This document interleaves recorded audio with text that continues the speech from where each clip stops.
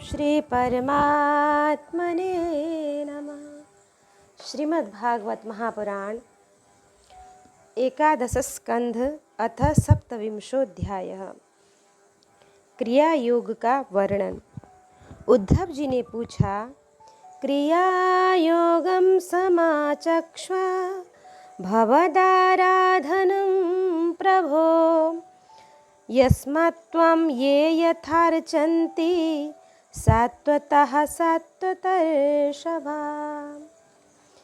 भक्त वत्सल श्री कृष्ण, जिस क्रिया योग का आश्रय लेकर जो भक्तजन जिस प्रकार से जिस उद्देश्य से आपकी अर्चा पूजा करते हैं, आप अपने उस आराधना रूप क्रिया योग का वर्णन कीजिए। देवर्षि नारद, भगवान व्यासदेव और आचार्य बृहस्पति आदि बड़े बड़े ऋषि मुनि यह बात बार बार कहते हैं कि क्रिया योग के द्वारा आपकी आराधना ही मनुष्यों के परम कल्याणकारी साधन है।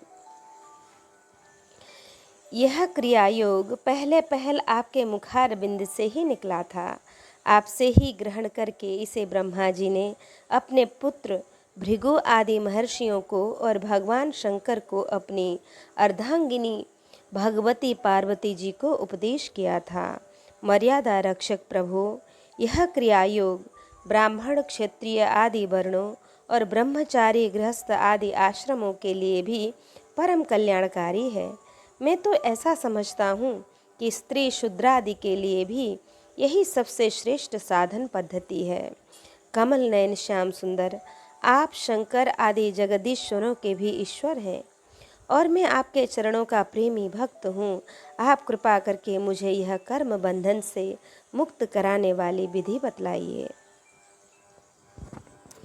भगवान श्री कृष्ण ने कहा कि नह्यन्तोऽनन्त पारस्य कर्मकाण्डस्य चोद्धव संक्षिप्तं वर्णयिष्यामि यथा वदनपूर्वशः। उद्धव जी, कर्म कांड का इतना विस्तार है कि उसकी कोई सीमा नहीं है, इसलिए मैं उसे थोड़े ही पूर्व पर क्रम से विधि पूर्वक वर्णन करता हूँ। मेरी पूजा की 3 विधियाँ हैं, वैदिक, तांत्रिक और मिश्रित।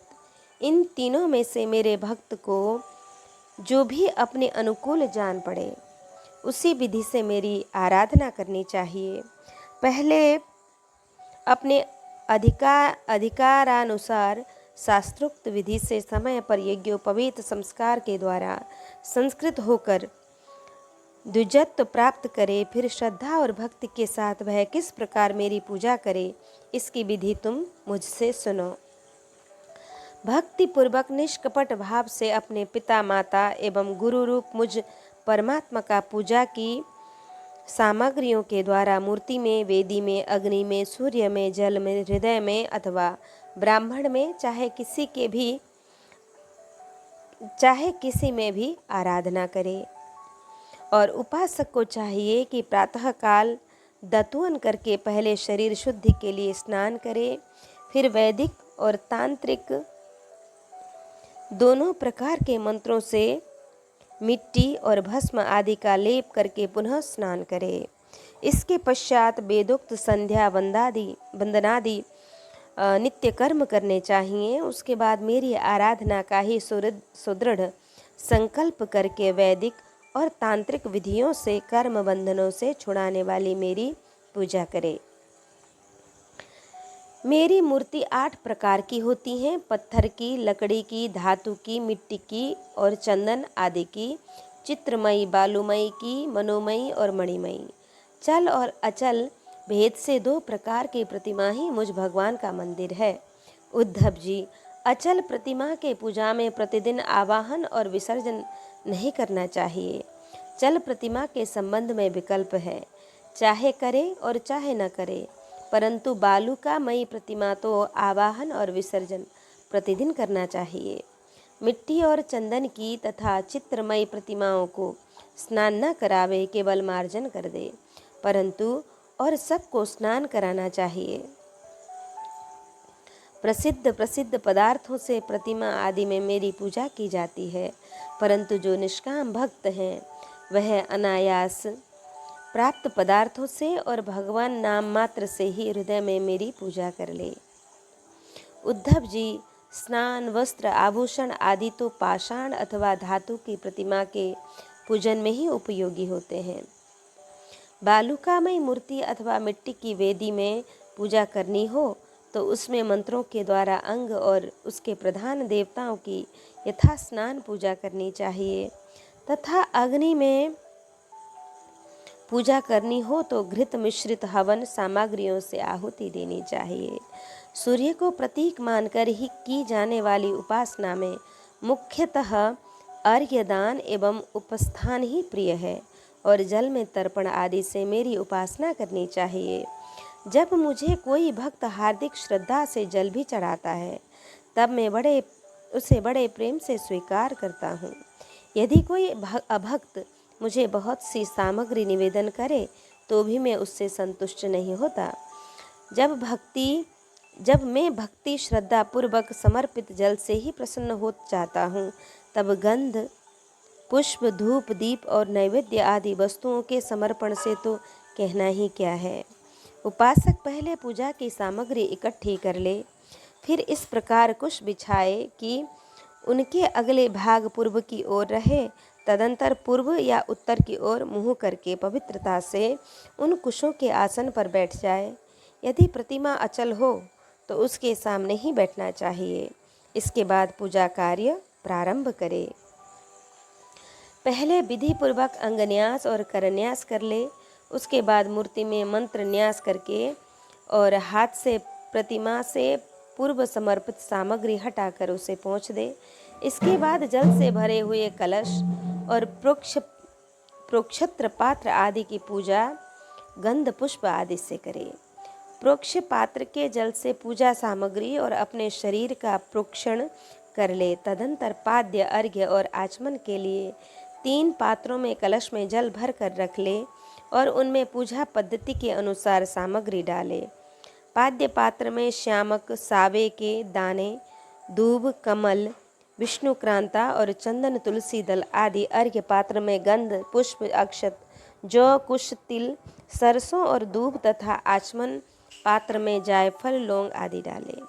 इसके बाद पूजा करने वाले को चाहिए कि तीनों पात्रों के क्रमशः हृदय मंत्र, शिरोमंत्र और शिखा मंत्र से अभिमंत्रित करे। इसके बाद प्राणायाम के द्वारा प्राण वायु और भावनाओं द्वारा शरीरस्थ अग्नि के शुद्ध हो जाने पर हृदय कमल में परम सूक्ष्म और परम श्रेष्ठ दीप शिखा के समान मेरी जीव कला का ध्यान करे। बड़े बड़े सिद्ध ऋषि मुनि ओमकार के अकार, उकार, मकार, बिंदु और नाद इन पांच कलाओं के अंत में उसी जीव कला का ध्यान करते हैं। वह जीव कला आत्मस्वरूपिणी है। जब उसके तेज से सारा अंतःकरण और शरीर भर जाए तब मानसिक उपचारों से मन ही मन उनकी पूजा करनी चाहिए। तदंतर तन्मय होकर मेरी आवाहन करे और प्रतिमा आदि में स्थापन करे। फिर मंत्रों के द्वारा अंगन्यास करके उसी में मेरी पूजा करे। उद्धव जी, मेरे आसन में धर्म आदि गुणों और विमला आदि शक्तियों की भावना करे। अर्थात आसन के चारों कोने में धर्म, ज्ञान, वैराग्य और ऐश्वर्य रूप 4 पाए हैं। अधर्म, अज्ञान, अवैराग्य और अनैश्वर्य ये चारों दिशाओं में डंडे हैं। सत्व रज तम रूप 3 पटरियों की बनी हुई पीठ है। उस पर विमला, उत्कर्षणी, ज्ञान, क्रिया, योग, प्रभयी, सत्या, ईशान और अनुग्रह ये 9 शक्तियाँ विराजमान हैं। उस आसन पर एक अष्टदल कमल है। उसकी कर्णिका अत्यंत प्रकाशमान है और पीली पीली केसरों की छटा निराली ही है। आसन के संबंध में ऐसी भावना करके पाद्य, आचमनीय और अर्घ्य आदि उपचार प्रस्तुत करे। तदंतर भोग और मोक्ष की सिद्धि के लिए वैदिक और तांत्रिक विधि से मेरी पूजा करे। सुदर्शन चक्र पांचजन्य शंख कौमुद की गदा खड्ग बाण धनुष हल मूसल इन 8 आयुधों की पूजा 8 दिशाओं में करे और कौस्तुभ मणि वैजंती माला तथा श्रीवत्स चिन्ह की वक्षस्थल पर यथास्थान पूजा करे। नंद सुनंद प्रचंड चंड महाबल बल कुमुद और कुमुदेक्षण इन 8 पार्षदों की 8 दिशाओं में गरुड़ की सामने दुर्गा विनायक व्यास और विश्वक्सेन की चारों कोनों में स्थापना करके पूजा करे। वाई और गुरु की और यथाक्रम पूर्वादि दिशाओं में इंद्रादि 8 लोकपालों की स्थापना करके प्रोक्षण अर्घ्यदान आदि क्रम से उनकी पूजा करनी चाहिए। प्रिय उद्धव, यदि सामर्थ्य हो तो प्रतिदिन चंदन, खस, कपूर, केसर और अर्गजा आदि सुगंधित वस्तुओं द्वारा सुवासित जल से मुझे स्नान कराए और उस समय सुवर्ण धर्म इत्यादि स्वर्ण धर्मानुवाक जितमते पुंडरीकाक्ष इत्यादि महापुरुष, विद्या सहस्र शिरखा पुरुष इत्यादि पुरुषोक्त और इंद्रम नरो नेमधिता हवंत इत्यादि मंत्रोक्त राजनादि साम गायन का पाठ भी करता रहे। मेरा भक्त वस्त्र, यज्ञोपवीत, आभूषण, पत्र, माला, गंध और चंदन आदि से प्रेम पूर्वक यथावत मेरा श्रृंगार करे। उपासक श्रद्धा के साथ मुझे पाद्य, आचमन, चंदन, पुष्प, अक्षत, धूप, दीप आदि सामग्रियां समर्पित करे और यदि हो सके तो गुड़, खीर, घृत, पुड़ी, पुए, लड्डू, हलवा, दही और दाल आदि विविध व्यंजनों का नैवेद्य लगावे। भगवान के श्री विग्रह को दतुवन करवावे और उबटन लगाए, पंचामृत आदि से स्नान कराए, सुगंधित पदार्थों का लेप करे, दर्पण दिखाए, भोग लगाए और शक्ति हो तो प्रतिदिन अथवा पर्वों के अवसर पर नाचने गाने आदि का भी प्रबंध करे।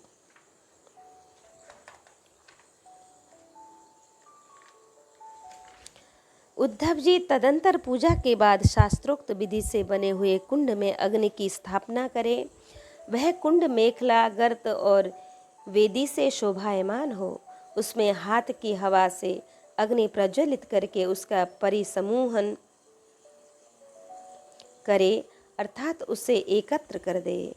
वेदी के चारों ओर कुश कंडिका करके अर्थात चारों ओर 20-20 कुश बिछाकर मंत्र पढ़ता हुआ उन पर जल छिड़के। इसके बाद विधि पूर्वक समिधाओं का आराधना रूप अन्वाधान कर्म करके अग्नि के उत्तर भाग में होमोपयोगी सामग्री रखे और प्रोक्षणी पात्र के जल से प्रोक्षण करे। तदंतर अग्नि में मेरा इस प्रकार ध्यान करे, मेरी मूर्ति तपाए हुए सोने के समान दम दम दमक रही है।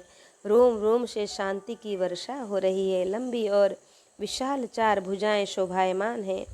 उनमें शंख, चक्र, गदा, पद्म विराजित हैं। कमल की केसर के समान पीला पीला वस्त्र फहरा रहा है। सिर पर मुकुट, कलाइयों में कंगन, कमर में करधनी और बाहों में बाजूबंद झिलमिला रहे हैं। वक्षस्थल पर श्रीवत्स का चिन्ह है। गले में कौस्तुभ मणि जगमगा रही है। घुटनों तक बनमाला लटक रही है। अग्नि में मेरी इस मूर्ति का ध्यान करके पूजा करनी चाहिए। इसके बाद सूखी समिधाओं को घृत में डुबोकर आहुति दे और आज्य भाग और आघार नामक 2-2 आहुतियों से और भी हवन करे। तदंतर घिसे भिगोकर अन्य हवन सामग्रियों से आहुति दे। इसके बाद अपने इष्ट मंत्र से अथवा ओम नमो नारायण इस अष्टाक्षर मंत्र से तथा पुरुषोक्त के 16 मंत्रों से हवन करे। बुद्धिमान पुरुष को चाहिए कि धर्मादि देवताओं के लिए भी विधि पूर्वक मंत्रों से हवन करे और स्विष्टकृत आहुति भी दे। इस प्रकार अग्नि में अंतर्यामी रूप से स्थित भगवान की पूजा करके उन्हें नमस्कार करे और नंद, सुनंद आदि पार्षदों को 8 दिशाओं में हवन कर्मांग बलि दे। तदंतर प्रतिमा के सम्मुख बैठकर परब्रह्म स्वरूप भगवान नारायण का स्मरण करे और भक्त वत्सल स्वरूप मूल मंत्र, भगवत स्वरूप मूल मंत्र ओम नमो नारायण का जाप करे। इसके बाद भगवान को आचमन करावे और उनका प्रसाद विश्वक्सेन को निवेदन करे। इसके पश्चात अपने इष्ट देव की सेवा में सुगंधित तांबूल आदि मुखवास उपस्थित करे तथा पुष्पांजलि समर्पित करे। मेरी लीलाओं को गावे, उनका वर्णन करे और मेरी ही लीलाओं का अभिनय करे। यह सब करते समय प्रेमोन्मत्त होकर नाचने लगे। मेरी लीला कथाएं स्वयं सुने और दूसरों को भी सुनावे। कुछ समय तक संसार और उसके रगड़ों झगड़ों को भूलकर मुझ में ही तन्मय हो जाए। प्राचीन ऋषियों के द्वारा अथवा प्राकृत भक्तों के द्वारा बनाए हुए छोटे बड़े स्तव और स्तोत्रों से मेरी स्तुति करके प्रार्थना करे, भगवन आप मुझ पर प्रसन्न हो, मुझे अपने कृपा प्रसाद से सराबोर कर दीजिए। तदंतर दंडवत प्रणाम करे, अपना सिर मेरे चरणों पर रख दे और अपने दोनों हाथों से दाएं से दाहिना और बायों से बायां चरण पकड़कर कहे, भगवन इस संसार सागर में मैं डूब रहा हूँ। मृत्यु रूप मगर मेरा पीछा कर रहा है। मैं डर कर आपकी शरण में आया हूँ। प्रभु आप मेरी रक्षा कीजिए। इस प्रकार स्तुति करके मुझे समर्पित की हुई माला आदर के साथ अपने सिर पर रखे और उसे मेरा दिया हुआ प्रसाद समझे। यदि विसर्जन करना हो तो ऐसी भावना करनी चाहिए कि प्रतिमाओं में से एक दिव्य ज्योति निकली है और यह मेरी हृदयस्थ ज्योति में लीन हो गई है। बस यही विसर्जन है। उद्धव जी, प्रतिमा आदि में जब जहाँ श्रद्धा हो तब तहाँ मेरी पूजा करनी चाहिए, क्योंकि मैं सर्वात्मा हूँ। मैं समस्त प्राणियों में तथा अपने हृदय में भी स्थित हूँ। उद्धव जी, जो मनुष्य इस प्रकार वैदिक तांत्रिक क्रिया योग के द्वारा मेरी पूजा करता है, वह इस लोक और परलोक में मुझसे अभिष्ट सिद्धि प्राप्त करता है। यदि शक्ति हो तो उपासक सुंदर और सुदृढ़ मंदिर बनवावे और उसमें मेरी प्रतिमा स्थापित करे। सुंदर सुंदर फूलों के बगीचे लगवा दे। नित्य की पूजा, पर्व की यात्रा और बड़े बड़े उत्सवों की व्यवस्था कर दे। जो मनुष्य पर्वों के उत्सव और प्रतिदिन की पूजा लगातार चलने के लिए खेत, बाजार, नगर अथवा गांव मेरे नाम पर समर्पित कर देते हैं, उन्हें मेरे समान ऐश्वर्य की प्राप्ति होती है। मेरी मूर्ति की प्रतिष्ठा करने से पृथ्वी का एक छत्र राज्य, मंदिर निर्माण से त्रिलोकी का राज्य, पूजा आदि की व्यवस्था करने से ब्रह्मलोक और तीनों लोक के द्वारा मेरी समानता प्राप्त होती है। जो निष्काम भाव से मेरी पूजा करता है उसे मेरा भक्ति योग प्राप्त हो जाता है और उस निरपेक्ष भक्ति योग के द्वारा वह मुझे स्वयं प्राप्त कर लेता है। जो अपनी दी हुई या दूसरे की दी हुई देवता और ब्राह्मण की जीविका हरण कर लेता है, वह करोड़ों वर्षों तक विष्ठा का कीड़ा होता है। जो लोग ऐसे कामों में सहायता, प्रेरणा अथवा अनुमोदन करते हैं, वे भी मरने के बाद प्राप्त करने वाले के समान ही फल के भागीदार होते हैं। यदि उनका हाथ अधिक रहा हो तो फल भी उन्हें अधिक ही मिलता है। भगवान श्री कृष्ण कहते हैं कि परस्वभाव कर्माणि न प्रशंसेन्न गर्हयेत् विश्वमेकात्मकं पश्यन् प्रकृत्या पुरुषेण च। उद्धव जी, यद्यपि व्यवहार में पुरुष और प्रकृति, दृष्टा और दृश्य के भेद से दो प्रकार का जगत जान पड़ता है, तथापि परमार्थ दृष्टि से देखने पर यह सब एक अधिष्ठान स्वरूप ही है। इसलिए किसी के शांत, घोर और मूढ़ स्वभाव तथा उनके अनुसार कर्मों की न स्तुति करनी चाहिए और न ही निंदा। सर्वदा अद्वैत दृष्टि रखनी चाहिए। जो पुरुष दूसरे के स्वभाव और उनके कर्मों की प्रशंसा अथवा निंदा करते हैं, वे शीघ्र ही अपने यथार्थ परमार्थ साधना से च्युत हो जाते हैं, क्योंकि साधन तो द्वैत के अभिनिवेश का, उसके प्रति सत्यत्व बुद्धि का निषेध करता है और प्रशंसा तथा निंदा उसकी सत्यता के भ्रम को और भी दृढ़ करती है। उद्धव जी, सभी इंद्रियां राजस अहंकार के कार्य हैं। जब वे निद्रित हो जाते हैं तब शरीर का अभिमानी जीव चेतना शून्य हो जाता है, अर्थात उसे बाहरी शरीर की स्मृति नहीं रहती। उस समय यदि मन बच रहा तब तो वह सपने के झूठे दृश्यों में भटकने लगता है, और वह भी लीन हो गया तब तो जीव मृत्यु के समान गाढ़ निद्रा सुषुप्ति में लीन हो जाता है। वैसे ही जब जीव अपने अद्वितीय आत्मस्वरूप को भूलकर नाना वस्तुओं का दर्शन करने लगता है तब वह स्वप्न के समान झूठे दृश्यों में फंस जाता है, अथवा मृत्यु के समान अज्ञान में लीन हो जाता है। उद्धव जी, जब द्वैत नाम की कोई वस्तु ही नहीं है तब उसमें अमुक वस्तु भली है और अमुक बुरी, अथवा इतनी भली और इतनी बुरी है, यह प्रश्न ही नहीं उठ सकता। विश्व की सभी वस्तुएं वाणी से कही जा सकती हैं अथवा मन से सोची जा सकती हैं, इसलिए दृश्य एवं अनित्य होने के कारण उनका मिथ्यात्व तो स्पष्ट ही है। परछाई, प्रतिध्वनि और सीपी आदि में चांदी आदि के आभास यद्यपि हैं तो सर्वथा मिथ्या, परंतु उनके द्वारा मनुष्य के हृदय में भय, कंप आदि का संचार हो जाता है।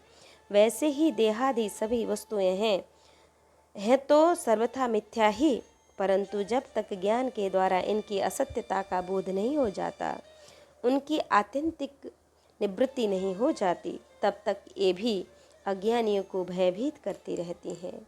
उद्धव जी, जो कुछ प्रत्यक्ष या परोक्ष वस्तु है वह आत्मा ही है, वही सर्वशक्तिमान भी है। जो कुछ विश्व सृष्टि प्रतीत हो रही है इसका वह निमित्त कारण तो है ही, उपादान कारण भी है, अर्थात वही विश्व बनता है और वही बनाता भी है, वही रक्षक है और वही रक्षित भी वही है।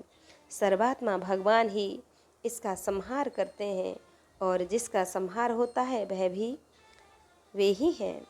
अवश्य ही व्यवहार दृष्टि से देखने पर आत्मा इस विश्व से भिन्न है, परंतु आत्मदृष्टि से उसके अतिरिक्त और कोई वस्तु ही नहीं है।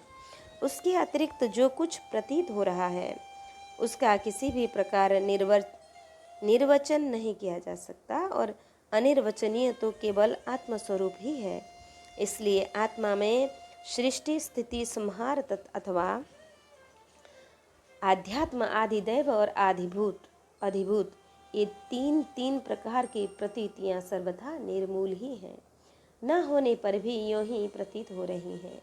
यह सत्व, रज और तम के कारण प्रतीत होने वाली दृष्टा, दर्शन, दृश्य आदि की त्रिविधता माया का खेल है। उद्धव जी, तुमसे मैंने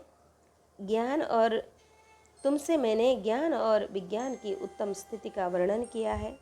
जो पुरुष मेरे इन वचनों का रहस्य जान लेता है वह न तो किसी की प्रशंसा करता है और न निंदा। वह जगत में सूर्य के समान समभाव से विचरता रहता है।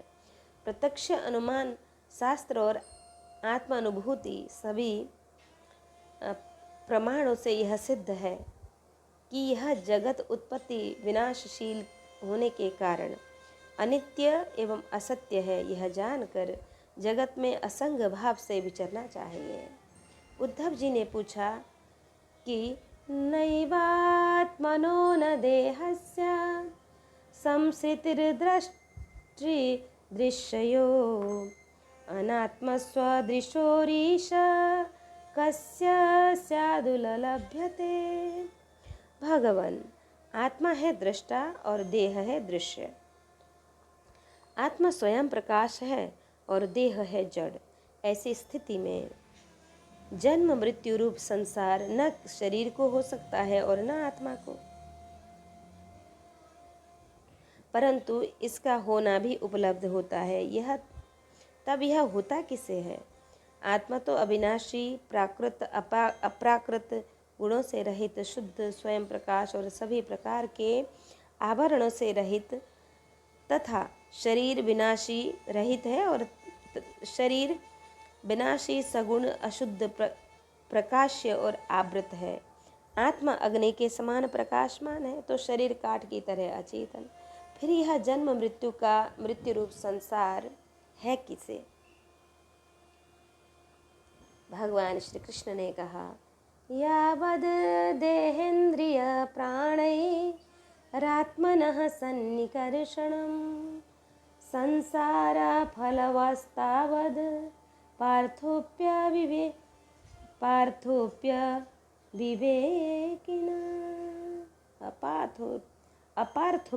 विवेकिनः। वस्तुतः प्रिय उद्धव, संसार का अस्तित्व नहीं है, तथापि जब तक देह, इंद्रिय और प्राणों के साथ आत्मा की संबंध भ्रांति है तब तक अविवेकी पुरुष को वह सत्य सा स्फुरित होता है। जैसे स्वप्न में अनेकों विपत्तियां आती हैं पर वास्तव में वे हैं नहीं, फिर भी स्वप्न टूटने तक उनका अस्तित्व नहीं मिटता, वैसे ही संसार के न होने पर भी जो उनमें प्रतीत होने वाले विषयों का चिंतन करते रहते हैं, उनके जन्म मृत्यु रूप संसार के निवृत्ति नहीं होती। जब मनुष्य स्वप्न देखता रहता है तब नींद टूटने के पहले उसे बड़ी बड़ी विपत्तियों का सामना करना पड़ता है, परंतु जब उसकी नींद टूट जाती है, वह जग पड़ता है, तब न तो स्वप्न की विपत्तियां रहती हैं और न उनके कारण होने वाले मोह आदि विकार। उद्धव जी, अहंकार ही शोक, हर्ष, भय, क्रोध, लोभ, मोह, स्पृहा और जन्म मृत्यु का शिकार बनता है। आत्मा से तो इनका कोई संबंध ही नहीं है। उद्धव जी, देह, इंद्रिय, प्राण और मन में स्थित आत्मा ही जब उनका अभिमान कर बैठता है, उन्हें अपना स्वरूप मान लेता है, तब उसका नाम जीव हो जाता है। जब सूक्ष्माति सूक्ष्म आत्मा की मूर्ति है, गुण और कर्मों का बना हुआ लिंग शरीर, उसे ही कहीं सूत्रात्मा कहा जाता है और कहीं महतत्व। उसके और भी बहुत से नाम हैं। वही काल रूप परमेश्वर के अधीन होकर जन्म मृत्यु रूप संसार में इधर उधर भटकता ही रहता है। वास्तव में मन, वाणी, प्राण और शरीर अहंकार के ही कार्य हैं। यह है तो निर्मूल परंतु देवता, मनुष्य आदि अनेक रूपों में इसकी प्रतीति होती है। मननशील पुरुष उपासना की शान पर चढ़ाकर ज्ञान की तलवार को अत्यंत तीखी बना लेता है और उसके द्वारा देहाभिमान का, अहंकार का मूलोच्छेद करके पृथ्वी में निर्द्वंद होकर विचरता रहता है। फिर उसमें किसी प्रकार की आशा तृष्णा नहीं रहती। आत्मा और अनात्म के स्वरूप को पृथक पृथक भलीभांति समझ लेना ही ज्ञान है, क्योंकि विवेक होते ही द्वैत का अस्तित्व मिट जाता है। उसका साधन है तपस्या के द्वारा हृदय को शुद्ध करके वेदादि शास्त्रों का श्रवण करना। इनके अतिरिक्त श्रवणानुकूल युक्तियाँ, महापुरुषों के उपदेश और इन दोनों से अविरुद्ध स्वानुभूति भी प्रमाण है। सबका सार यही निकलता है कि इस संसार के आदि में जो था तथा अंत में जो रहेगा, जो इसका मूल कारण और प्रकाशक है, वही अद्वितीय उपाधि शून्य परमात्मा बीच में भी है। इसके अतिरिक्त और कोई वस्तु नहीं है। उद्धव जी, सोने के कंगन, कुंडल आदि बहुत आभूषण बनते हैं, परंतु जब वे गहने नहीं बने थे तब भी सोना थे और जब नहीं रहेंगे तब भी सोना रहेगा। इसलिए जब बीच बीच में उसके कंगन, कुंडल आदि अनेकों नाम रख कर व्यवहार करते हैं तब भी वह सोना ही है। ठीक ऐसे ही जगत का आदि, अंत और मध्य में ही हूँ। वास्तव में मैं ही सत्य तत्व हूँ। भाई उद्धव, मन की 3 अवस्थाएं होती हैं, जागृत, स्वप्न और सुषुप्ति। इन अवस्थाओं के कारण 3 ही गुण हैं, सत्व, रज और तम, और जगत के 3 भेद हैं, अध्यात्म, इंद्रिय अधिभूत पृथ्व्यादि और अधिदैव कर्ता, ये सभी त्रिविधताएं जिसकी सत्ता से सत्य के समान प्रतीत होती हैं, और समाधि आदि में यह त्रिविधता न रहने पर भी जिसकी सत्ता बनी रहती है वह तुरीय तत्व इन तीनों से परे और इनमें अनुगत चौथा ब्रह्म तत्व ही सत्य है, जो उत्पत्ति से पहले नहीं था और प्रलय के पश्चात भी नहीं रहेगा। ऐसा समझना चाहिए कि बीच में भी वह है नहीं, केवल कल्पना मात्र नाम मात्र ही है। यह जिसके द्वारा प्रकाशित होता है वही उसका वास्तविक स्वरूप है, वही उसकी परमार्थ सत्ता है, वही मेरा दृढ़ निश्चय भी है। यह जो विकारमयी राजस सृष्टि है, यह न होने पर भी दिख रही है, यह स्वयं प्रकाश ब्रह्म ही है।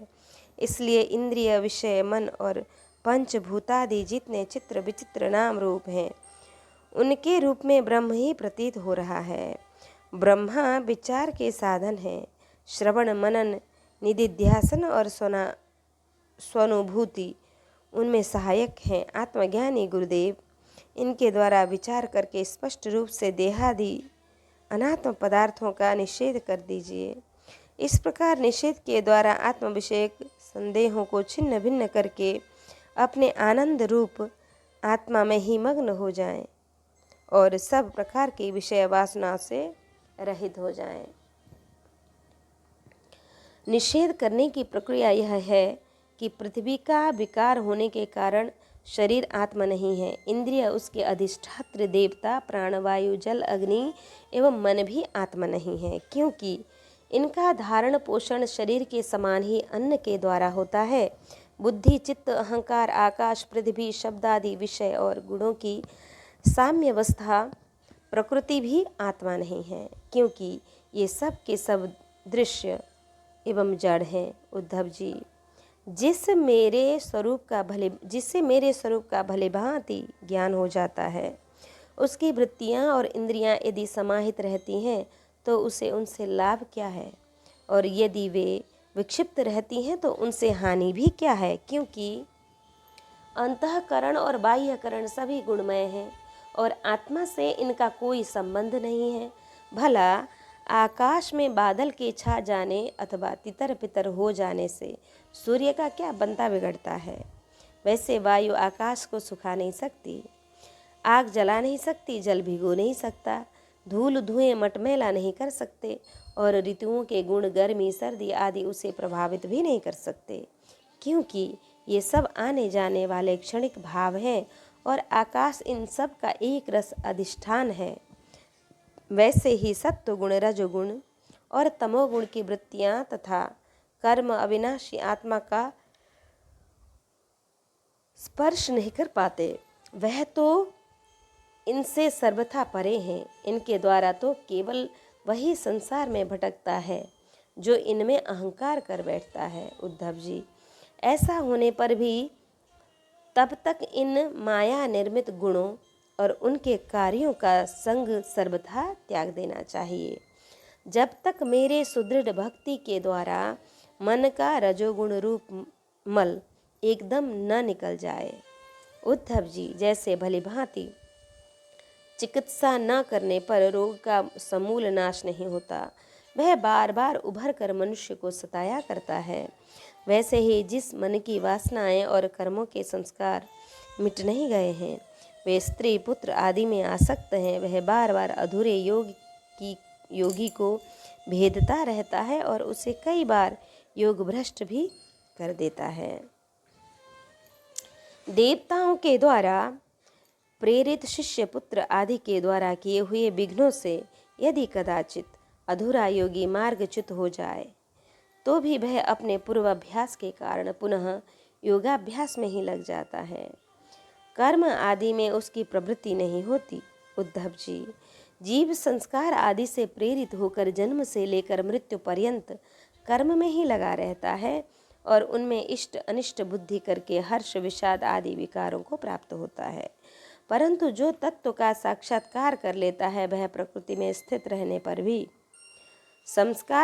संस्कारानुसार कर्म होते रहने पर भी उसमें इष्ट अनिष्ट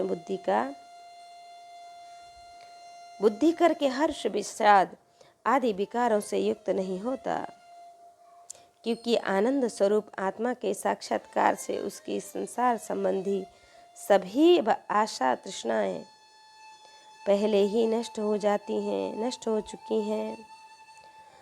जो अपने स्वरूप में स्थित हो गया है उसे इस बात का भी पता नहीं रहता कि शरीर खड़ा है या बैठा, या चल रहा है या सो रहा है, मलमूत्र त्याग रहा है या भोजन कर रहा है, अथवा और कोई स्वाभाविक कर्म कर रहा है, क्योंकि उसकी वृत्ति तो आत्मस्वरूप में स्थित ब्रह्माकार हो गई है। यदि ज्ञानी पुरुष की दृष्टि में इंद्रिय के विविध बाह्य विषय जो कि असत हैं आते आते भी हैं, तो वह उन्हें अपने आत्मा से भिन्न नहीं मानता, क्योंकि वे युक्तियों प्रमाणों और स्वानुभूति से सिद्ध नहीं होते। जैसे नींद टूट जाने पर स्वप्न में देखे हुए और जाग जाने पर तिरोहित हुए पदार्थों को कोई सत्य नहीं मानता, वैसे ही ज्ञानी पुरुष भी अपने से भिन्न प्रतीयमान पदार्थों को सत्य नहीं मानते। उद्धव जी, इसका यह अर्थ नहीं है कि अज्ञानी ने आत्मा का त्याग कर दिया है और ज्ञानी उसी को ग्रहण करता है। इसका तात्पर्य केवल इतना ही है कि अनेकों प्रकार के गुण और कर्म से युक्त देह, इंद्रिय आदि पदार्थ पहले अज्ञान के कारण आत्मा से अभिन्न मान लिए गए थे। उनका विवेक नहीं था। अब आत्मदृष्टि होने पर अज्ञान और उसके कार्यों के निवृत्त हो जाती है। इसलिए अज्ञान की निवृत्ति भी अभिष्ट है।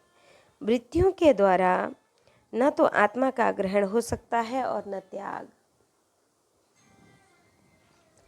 और जैसे सूर्य उदय होकर मनुष्य के नेत्रों के सामने से अंधकार का पर्दा हटा देते हैं, किसी नई वस्तु का निर्माण नहीं करते, वैसे ही मेरे स्वरूप का दृढ़ अपरोक्ष ज्ञान करके पुरुष के बुद्धिगत अज्ञान का आवरण नष्ट कर देता है।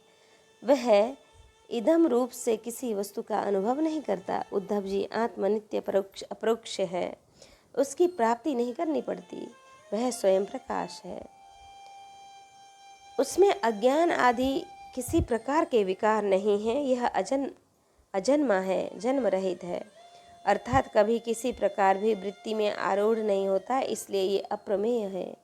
ज्ञान आदि के द्वारा इसका संस्कार भी नहीं किया जा सकता।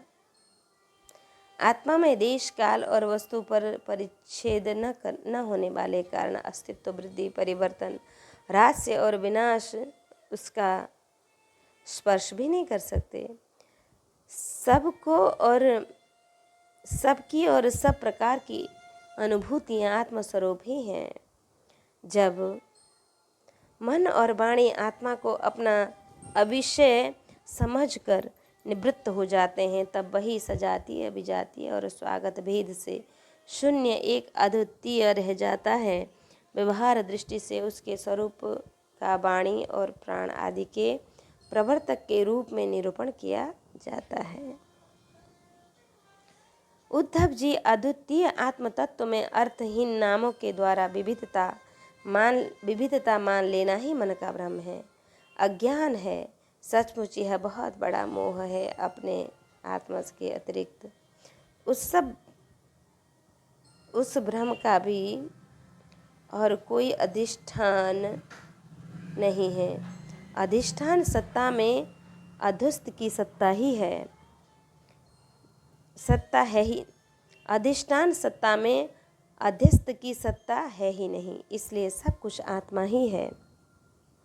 बहुत से पंडिताभिमानी लोग ऐसा कहते हैं कि यह पांच भौतिक द्वैत विभिन्न नामों और रूपों के रूप में इंद्रियों के द्वारा ग्रहण किया जाता है, इसलिए सत्य है, परंतु यह तो अर्थहीन वाणी का आडंबर मात्र है, क्योंकि तत्वतः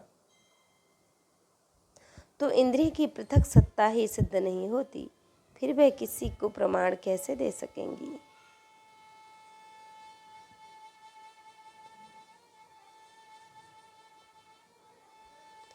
उद्धव जी, यदि योगाध्यासन पूर्व होने के पहले किसी साधक का शरीर रोगादि उपद्रव से पीड़ित हो तो उसे उन उपायों का आश्रय लेना चाहिए। गर्मी, ठंड आदि को चंद्रमा, सूर्य आदि की धारणा के द्वारा, वात आदि रोगों को वायु धारणा युक्त आसनों के द्वारा और ग्रह सर्पादिकृत विघ्नों को तपस्या, मंत्र एवं औषधि के द्वारा नष्ट कर डालनी चाहिए। काम, क्रोध आदि विघ्नों को मेरे चिंतन और नाम संकीर्तन आदि के द्वारा नष्ट करना चाहिए।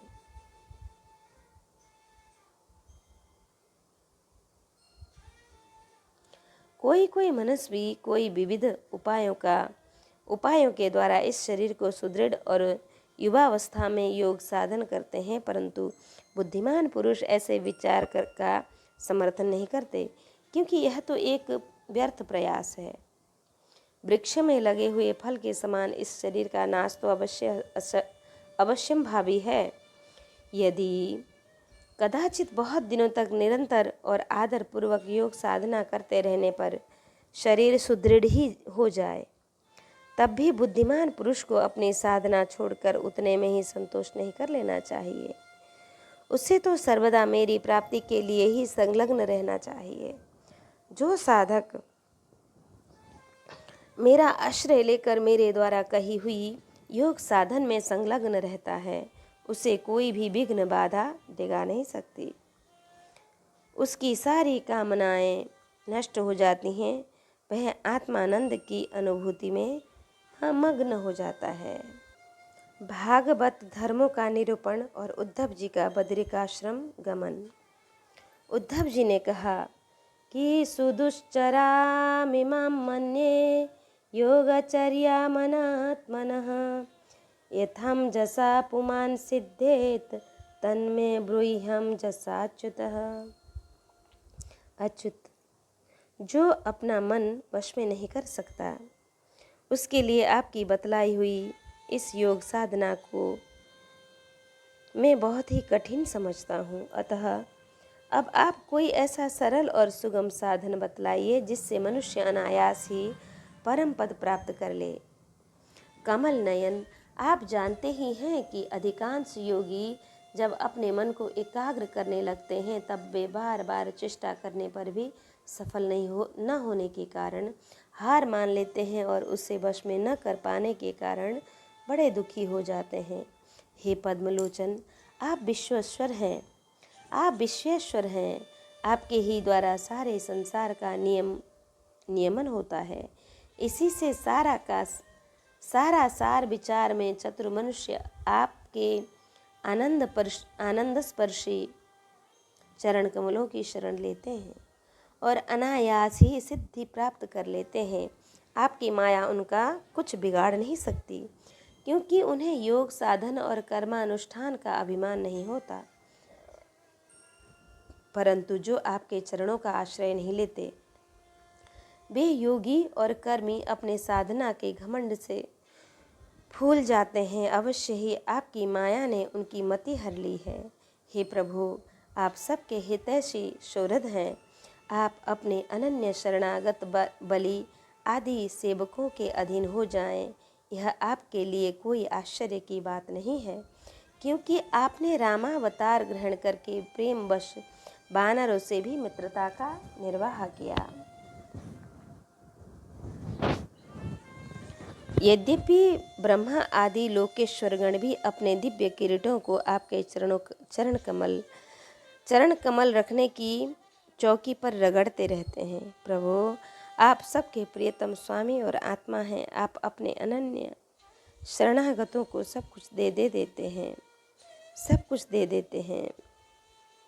आपने बलि, प्रहलाद आदि अपने भक्तों को जो कुछ दिया है उसे जानकर ऐसा कौन पुरुष होगा जो आपको छोड़ देगा। यह बात किस प्रकार बुद्धि में ही नहीं आती कि भला कोई विचारवान विस्मृति के गर्त में डालने वाले तुच्छ विषयों में ही रखने वाले भोगों को क्यों चाहेगा। हम लोग आपके चरण कमलों की रज के उपासक हैं। हमारे लिए दुर्लभ ही क्या है भगवन।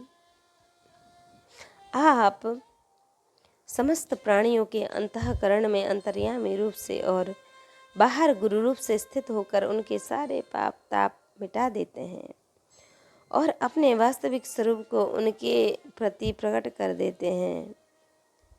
बड़े बड़े ब्रह्मज्ञानी ब्रह्मा जी के समान बड़ी लंबी माला ब्रह्मज्ञानी ब्रह्मा जी के समान लंबी आयु पाकर भी आपके उपकारों का बदला नहीं चुका सकते। इसी से वे आपके उपकारों का स्मरण करके क्षण क्षण अधिकाधिक आनंद का अनुभव करते हैं। श्री सुखदेव जी महाराज कहते हैं, परीक्षित, भगवान श्री कृष्ण ब्रह्मादि ईश्वरों के भी ईश्वर हैं। वे सत्व रज आदि गुणों के द्वारा ब्रह्मा विष्णु और रुद्र का स्वरूप धारण करके जगत की उत्पत्ति स्थिति आदि के खेल खेला करते हैं।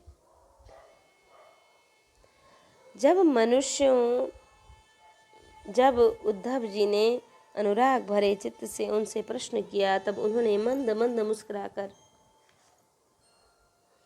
बड़े प्रेम से कहना प्रारंभ किया कि हन्तते कथयिष्यामि मम धर्मान् सुमङ्गलान् यच्छ्रिद्धया चरन् मर्त्यो मृत्युं जयति दुर्जयम्।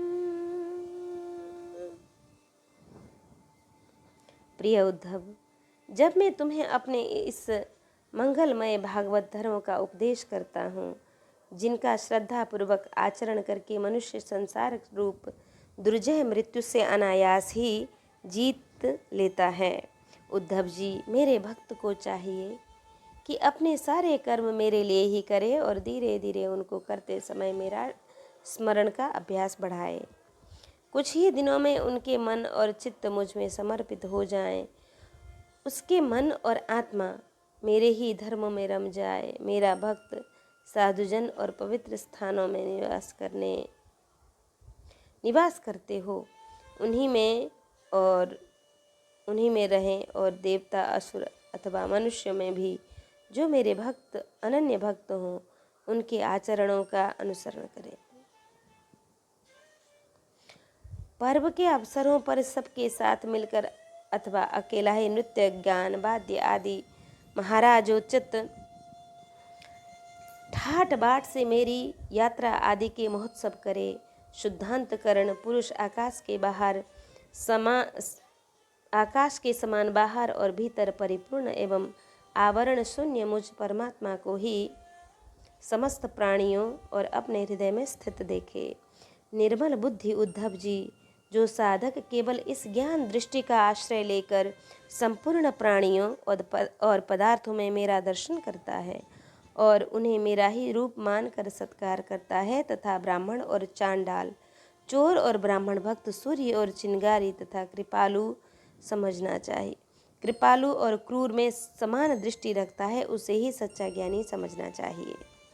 जब निरंतर सभी नर नारियों में मेरी ही भावना की जाती है, तब थोड़े ही दिनों में साधक के चित्त से स्पर्धा, होड़, ईर्ष्या, तिरस्कार और अहंकार आदि जितने भी शेष दोष हैं दूर हो जाते हैं। अपने ही लोग यदि हंसी करें तो करने दें, उनकी परवाह न करें। मैं अच्छा हूँ, वह बुरा है, ऐसी दृष्टि देह दृष्टि को और लोक लज्जा को छोड़ दें और कुत्ते, चांडाल, गौ एवं गधे को भी पृथ्वी पर गिरकर साष्टांग दंडवत प्रणाम करें। जब तक समस्त प्राणियों में मेरी भावना, भगवत भावना न होने लगे, तब तक इस प्रकार से मन, वाणी और शरीर के सभी संकल्पों और कर्म द्वारा मेरी उपासना करता रहे। उद्धव जी, जब इस प्रकार सर्वत्र आत्मबुद्धि ब्रह्म बुद्धि का अभ्यास किया जाता है, तब थोड़े ही दिनों में उसे ज्ञान होकर सब कुछ ब्रह्म स्वरूप दिखने लगता है। ऐसी दृष्टि हो जाने पर सारे संशय संदेह अपने आप निवृत्त हो जाते हैं और वह सब कहीं मेरा साक्षात्कार करके संसार दृष्टि से उपराम हो जाता है। मेरी प्राप्ति के जितने साधन हैं उनमें मैं तो सबसे श्रेष्ठ साधन यही समझता हूँ कि समस्त प्राणियों और पदार्थों में मन, वाणी और शरीर की समस्त वृत्तियों से मेरी ही भावना की जाए। उद्धव जी, यदि मेरी भावना भागवत धर्म है, इसको एक बार प्रारंभ कर देने के बाद फिर किसी प्रकार की विघ्न बाधा से उनमें रत्ती भर भी अंतर नहीं पड़ता, क्योंकि यह धर्म निष्काम है और स्वयं मैंने ही इसे निगुण निर्गुण होने के कारण सर्वोत्तम निश्चय किया है। भागवत धर्म में किसी प्रकार की त्रुटि पड़नी तो दूर रही, यदि इस धर्म का साधन भय, शोक आदि के अवसर पर होने वाली भावना, रोने, पीटने, भागने जैसा निरर्थक कर्म भी निष्काम भाव से मुझे समर्पित कर दे, वे भी मेरी प्रसन्नता के कारण धर्म बन जाते हैं। विवेकियों के विवेक और चतुरों की चतुराई की पराकाष्ठा इसी में है कि वे इस अविनाशी और असत्य शरीर के द्वारा मुझ अविनाशी एवं सत्य तत्व को प्राप्त कर ले। उद्धव जी, यह संपूर्ण ब्रह्म विद्या का रहस्य मैंने संक्षेप में और विस्तार से तुम्हें सुना दिया। इस रहस्य को समझना मनुष्य की तो कौन कहे, देवताओं के लिए भी अत्यंत कठिन है। मैंने जिस सुस्पष्ट और युक्तियुक्त ज्ञान का वर्णन बार बार किया है, उसके मर्म को जो समझ लेता है उसके हृदय की संशय ग्रंथियाँ छिन्न भिन्न हो जाती हैं और वह फिर मुक्त हो जाता है। मैंने तुम्हारे प्रश्न का भलीभांति खुलासा कर दिया। जो पुरुष हमारे प्रश्नोत्तर को विचार पूर्वक धारण करेगा, वह वेदों के भी परम रहस्य सनातन पर ब्रह्म को प्राप्त कर लेगा। जो पुरुष मेरे भक्तों को इसे भलीभांति स्पष्ट करके समझाएगा, उस ज्ञान दाता को मैं प्रसन्न मन से अपना स्वरूप तक दे डालूंगा, उससे आत्मज्ञान करा दूंगा। उद्धव जी, यह तुम्हारा और मेरा संवाद स्वयं तो परम पवित्र है और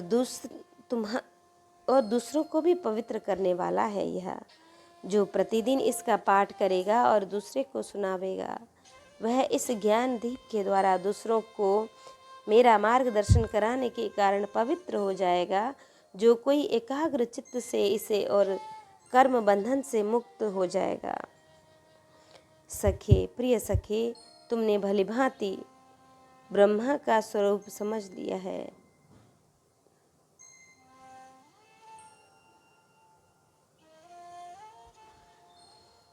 और तुम्हारे चित्त का मोह एवं शोक तो दूर हो गया ना। तुम इसे दाम्भिक, नास्तिक, शठ, अश्रद्धालु, भक्तिहीन और उद्धत पुरुषों को कभी मत बताना, कभी मत देना। जो इन दोषों से रहित हो, ब्राह्मण भक्त हो, प्रेमी हो, साधु स्वभाव हो और जिसका चरित्र पवित्र हो और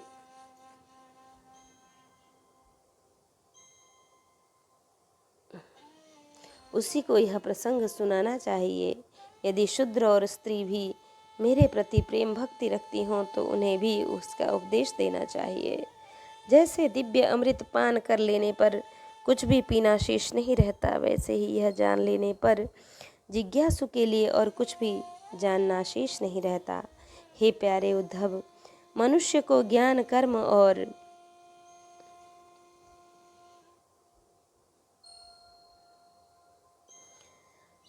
योग, वाणिज्य और राजदंडादि से क्रमशः मोक्ष, धर्म, काम और अर्थ रूप फल प्राप्त होते हैं, परंतु जैसे अनन्य भक्तों के लिए वह चारों प्रकार का फल केवल मैं ही हूँ। जिस समय मनुष्य समस्त कर्मों का परित्याग करके मुझे आत्मसमर्पण कर देता है, उस समय वह मेरा विशेष माननीय हो जाता है और मैं उसे उसके जीवित तत्व से छुड़ाकर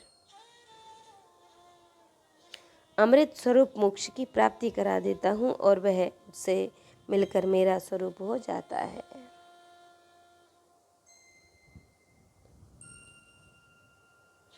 श्री सुखदेव जी महाराज कहते हैं कि परीक्षित, जब उद्धव जी योग मार्ग का पूरा उपदेश प्राप्त कर चुके, तब भगवान श्री कृष्ण की बात सुनकर उनकी आंखों में आंसू उमड़ आए। प्रेम की बाढ़ से गला रुंध गया। चुपचाप हाथ जोड़े रह गए और वाणी से कुछ बोल न सके।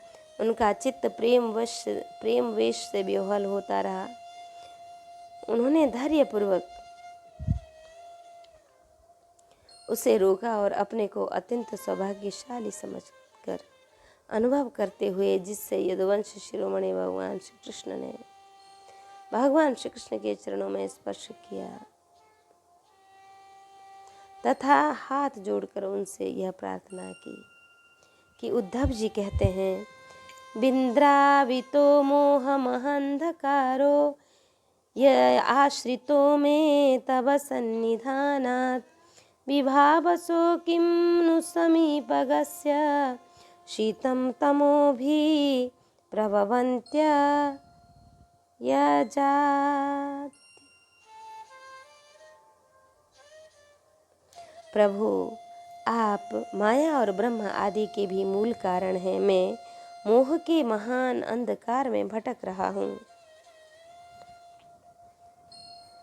आपके सत्संग से वह सदा के लिए भाग गया। भला जो अग्नि के पास पहुँच गया, उसके सामने क्या शीत और क्या अंधकार और उसके कारण होने वाले भी ठहर गए हैं।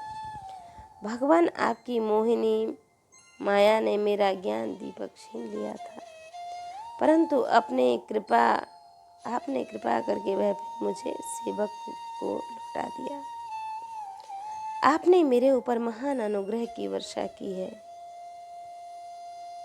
ऐसा कौन होगा जो आपके इस प्रकार प्रसाद का अनुभव करके भी आपके चरण कमलों की शरण छोड़ दे और किसी दूसरे का सहारा ले। आपने अपनी माया से सृष्टि वृत्ति के लिए दारशाह कृष्ण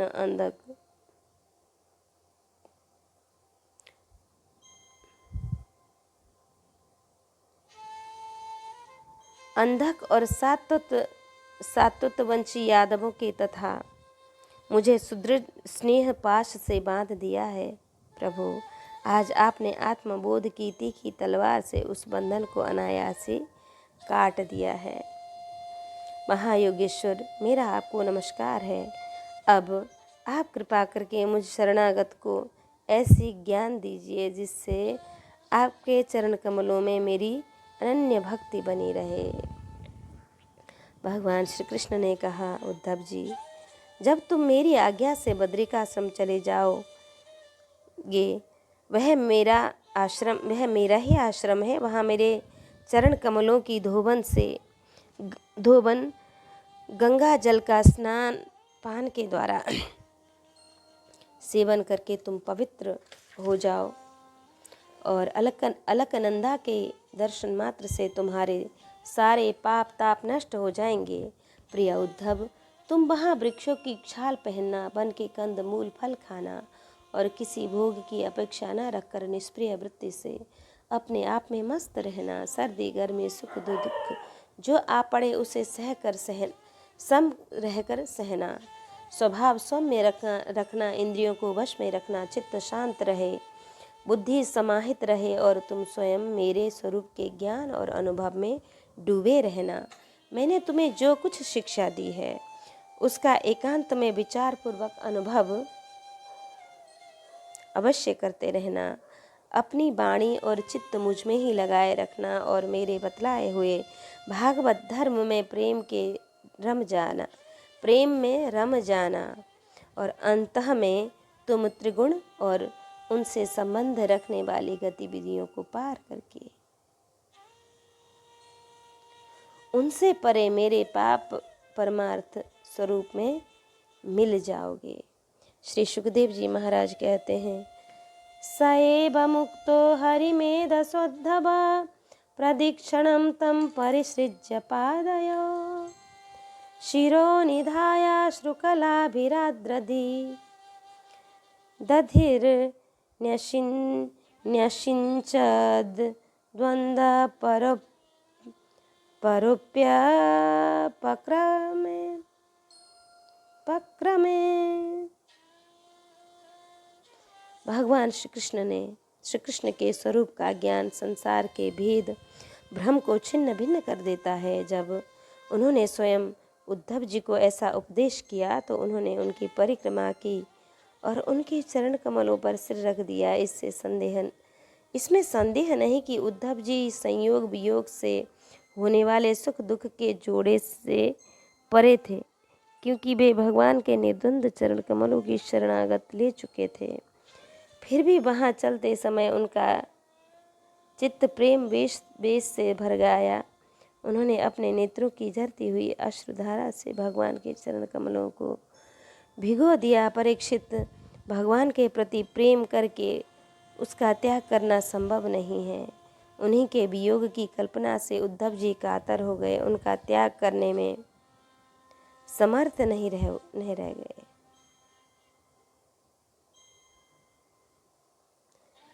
बार बार विह्वल होकर मूर्छित होने लगे। कुछ समय के बाद उन्होंने भगवान श्री कृष्ण के चरणों की पादुकाएं अपने सिर पर रख लीं और बार बार भगवान के चरणों में प्रणाम करके वहां से प्रस्थान किया। भगवान के परम प्रेमी भक्त उद्धव जी हृदय में उनकी दिव्य छवि धारण किए बद्रिकाश्रम पहुँचे और वहाँ उन्होंने तपोमय जीवन व्यतीत करके जगत के एकमात्र हितैषी भगवान श्री कृष्ण के उपदेशानुसार उनकी स्वरूपभूत परम गति प्राप्त कर ली। भगवान शंकर आदि योगेश्वर भी सच्चिदानंद स्वरूप भगवान श्री कृष्ण के चरणों की सेवा किया करते हैं। उन्होंने स्वयं श्रीमुख से अपने परम प्रेमी भक्त उद्धव के लिए इस ज्ञानामृत का वितरण किया। यह ज्ञानामृत आनंद महासागर का सार है। जो श्रद्धा के साथ इसका सेवन करता है वह तो मुक्त हो ही जाता है। उसके संग से सारा जगत मुक्त हो जाता है। परीक्षित, जैसे भौरा विभिन्न पुष्पों से उनका सार मधु संग्रह कर लेता है, वैसे ही स्वयं वेदों के प्रकाशित करने वाले भगवान श्री कृष्ण ने भक्तों को संसार से मुक्त करने के लिए यह ज्ञान और विज्ञान का सार निकाला है। उन्हीं ने जरा रोगादि भय की निवृत्ति के लिए क्षीर समुद्र से अमृत निकाला था तथा इन्हें क्रमशः अपने निवृत्ति मार्गी और प्रवृत्ति मार्गी भक्तों को पिलाया। वे ही पुरुषोत्तम भगवान श्री कृष्ण सारे जगत के मूल कारण हैं। मैं उनके चरणों में नमस्कार करता हूँ। इति श्रीमद्भागवते पारमहंस्यां संहितायां एकादश स्कंदे एकोनविंशोऽध्यायः। कृष्णाय वासुदेवाय हरये परमात्मने प्रणतक्लेशनाशाय गोविन्दाय नमो नमः।